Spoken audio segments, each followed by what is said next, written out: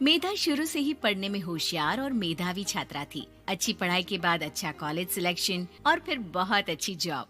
तूने तो मेरा नाम रोशन कर दिया मेधा।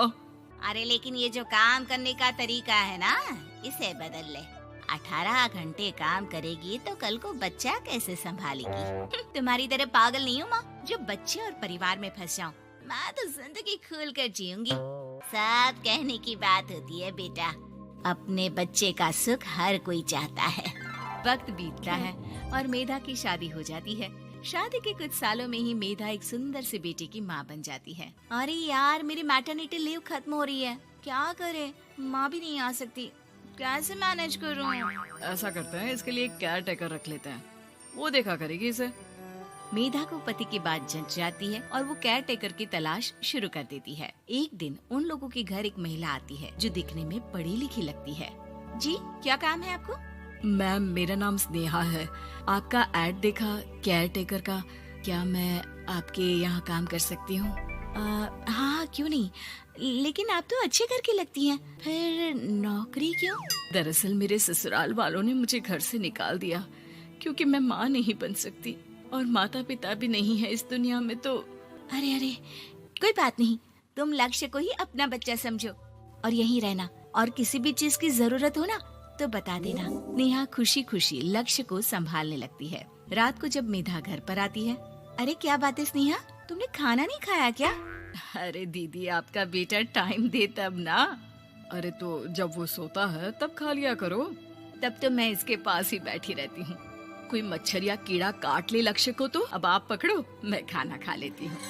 स्नेहा वहाँ से चली जाती है। बहुत ही अच्छे से ख्याल रख रही है ये लक्ष्य का। मेधा, इतना तो शायद तुम भी ध्यान नहीं देती। मेधा को पति की बात बुरी तो लगती है लेकिन कुछ नहीं कहती। धीरे धीरे स्नेहा मेधा और उसके पति के साथ बाहर भी जाने लगी। सुनो, स्नेहा को भी बाजार ले चलते हैं, वो क्या है ना, लक्ष्य को देख लेगी जब तक मैं शॉपिंग कर लूंगी। हाँ चलो, वैसे मैं चाह रहा था कि लक्ष्य को लेकर हम दोनों ही चलते।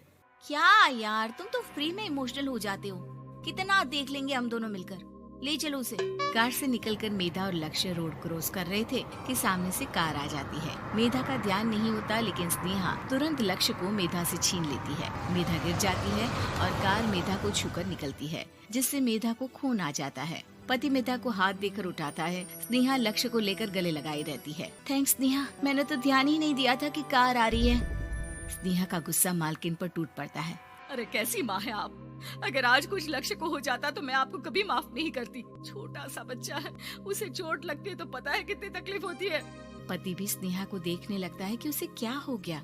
मेधा को स्नेहा पर काफी गुस्सा आ जाता है। घर आकर कहती है, देखो स्नेहा, माना तुम लक्ष्य को बहुत प्यार करती हो, लेकिन वो मेरा बेटा है, मैं कभी जानबूझकर उसके साथ बुरा नहीं कर सकती, समझी? मुझे माफ कर दीजिए, मैं लक्ष्य को लेकर कुछ ज्यादा ही सेंसिटिव हो चुकी हूँ। मैं ध्यान रखूंगी कि आगे से ऐसा ना हो। मेधा का मन स्नेहा से अब हटने लगा था। एक शाम मेधा ऑफिस से घर आती है कि लक्ष्य उसे दिखाई नहीं देता और ना ही स्नेहा। वो स्नेहा के कमरे में जाती है जहाँ दोनों सो रहे होते हैं।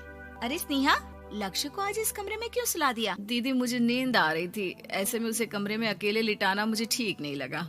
मेधा बच्चा उठाने लगती है कि स्नेहा टोक देती है। रहने दीजिए ना दीदी, सो रहा है, फालतू में नींद खराब हो जाएगी। मेधा को गुस्सा आ जाता है और वो बच्चा उठाकर वहाँ से चली जाती है। अगले दिन मेधा स्नेहा को बुलाती है, साथ में एक और लड़की खड़ी होती है। स्नेहा, अब तुम अपना कुछ और देख लो, हम लोगों को नई केयर टेकर मिल गई है, तुम इस हफ्ते घर छोड़ देना। स्नेहा का मन लक्ष्य को छोड़ने का नहीं करता, लेकिन नौकरी तो नौकरी होती है ना। स्नेहा घर से चली जाती है। धीरे धीरे महीने और साल बीतते जाते हैं और लक्ष्य एक नौजवान लड़का हो जाता है। लक्ष्य, आज मुझे मंदिर जाना है, ले चलोगे? ठीक है माँ, एक काम करके अभी वापस आता हूँ, तब तक आप और पापा दोनों तैयार हो जाइए। दोनों तैयार होकर बैठ जाते हैं लेकिन लक्ष्य काफी देर तक नहीं आता। अरे मेधा, फोन तो करो लक्ष्य को, देखो क्या हो गया उसे। मेधा फोन करती है तो पता चलता है कि लक्ष्य का एक्सीडेंट हो गया है और वो सिटी अस्पताल में है। जल्दी चलिए, पता नहीं कैसा होगा मेरा बेटा। अरे चिंता ना करो, सब ठीक होगा, मैं अभी कार निकालता हूँ। दोनों मियाँ बीवी अस्पताल पहुँचते हैं जहाँ वो लोग देखते हैं कि लक्ष्य बिस्तर पर पड़ा होता है। एक महिला इन्हें यहाँ लेकर आई है, वो वहाँ बैठी है, लेकिन फिलहाल तो आप लोगों को इनके लिए किडनी का प्रबंध करना होगा। एक्सीडेंट में इसकी किडनी डैमेज हो गई है। मेरी ले लीजिए डॉक्टर साहब, मेरे बेटे को बचा लीजिए। नहीं नहीं, आप माँ हैं, आपकी नहीं ले सकते, पिता की भी नहीं। आप किसी रिलेटिव या दोस्त से पता कर लें और हाँ थोड़ा जल्दी करें क्योंकि देर होने से मामला बिगड़ सकता है। मेधा बैठकर रोने लगती है कि वहाँ डॉक्टर आ जाते हैं। जिस औरत ने आपके बेटे को यहाँ भर्ती कराया था वो अपनी किडनी आपके बेटे को देना चाहती है। कौन है वो? कहाँ है वो? तभी वहाँ स्नेहा आ जाती है। स्नेहा तुम? मैं लक्ष्य को पहचान नहीं पाई थी, लेकिन आप लोगों को देखकर समझ गई कि ये लक्ष्य है, इसलिए वापस आ गई। मैं अपनी किडनी आपके बेटे को देना चाहती हूँ। मेरी अपनी तो कोई औलाद नहीं, लेकिन लक्ष्य में मैंने हमेशा अपना बच्चा देखा। तुम धन्य हो स्नेहा, जो इतने साल में भी लक्ष्य को भूल नहीं पाई। सही मामले में तो वो तुम्हारा ही बच्चा होगा, क्योंकि जन्म भले ही मैंने दिया हो, लेकिन आज तुम उसकी जिंदगी बचा रही हो।